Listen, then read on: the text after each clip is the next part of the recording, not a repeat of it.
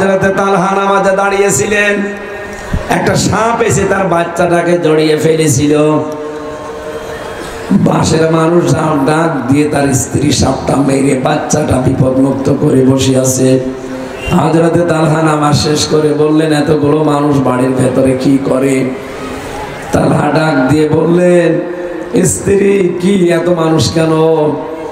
স্ত্রী বলে, আপনি নামাজে ছিলেন, পাহাড়ি এলাকার সাপ এসেছিল, একটা বাচ্চাটা জড়িয়ে ফেলেছিল, তাকে বিপদ মুক্ত করে আমরা বসে আছি। এতগুলো ঘটনা ঘটে গেল আপনার সামনে, আপনি কি কিছু টের পাননি? হযরত তালহা বলেন, স্ত্রী নামাজে যখন দাঁড়িয়েছিলাম তখন আমি আল্লাহর সাথে কথা বলছিলাম।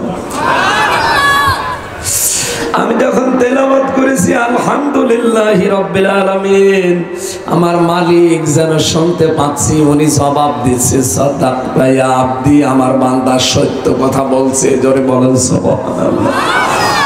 ও স্ত্রী, নামাজে দাঁড়িয়ে আমার আল্লাহর সাথে কথা হয়। নামাজে যদি মন এদিকে ওদিকে চলে যায়, ওই নামাজ আর নামাজ থাকে না। সাহাবীদের ভয়ের নামাজ খুশুর নামাজ আর আমাদের নামাজের ভেতরে পার্থক্য আছে না নেই? আল্লাযীনা হুম আনিল লাগবি মুরিদুন, যারা অনর্থক কথা এবং কাজ থেকে নিজেদেরকে বিরত রাখতে পারবে। এই যে সামনে যে একটা দিবস আসতেছে, এটা অনর্থক দিবস। আজকে 10 তারিখের মাত্র 3 দিন আছে। এই কথা বলছেন এখন, লাগবনের ভেতরে ওইটাও আছে। আপনারা কন্ট্রোলে থাকবেন। 14 ফেব্রুয়ারি এটা যিনি আমদানি করেছিল ইংল্যান্ড থেকে, এই লোকটা কিন্তু মুসলমানের নাম ছিল তার শফিক রহমান। সাংবাদিকরা প্রশ্ন করছে, আপনি তো শফিক রহমান, আপনি রেহমান লেখেন কেন? ও শয়তান জবাব দিয়েছে, রহমানের ভেতরে মৌলবাদের গন্ধ পাওয়া যায়, এই জন্যে আমার নাম পরিবর্তন করে আমি রেহমান হয়ে গেছি।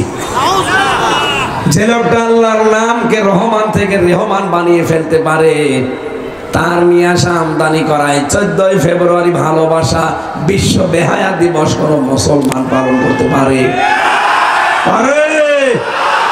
এক বছর বছরে অনেকে টাকা গুছিয়ে রাখতেছে, 14 ফেব্রুয়ারি সকিনাকে ফুল কিনে দেবে। না, এটা বন্ধ করা লাগবে।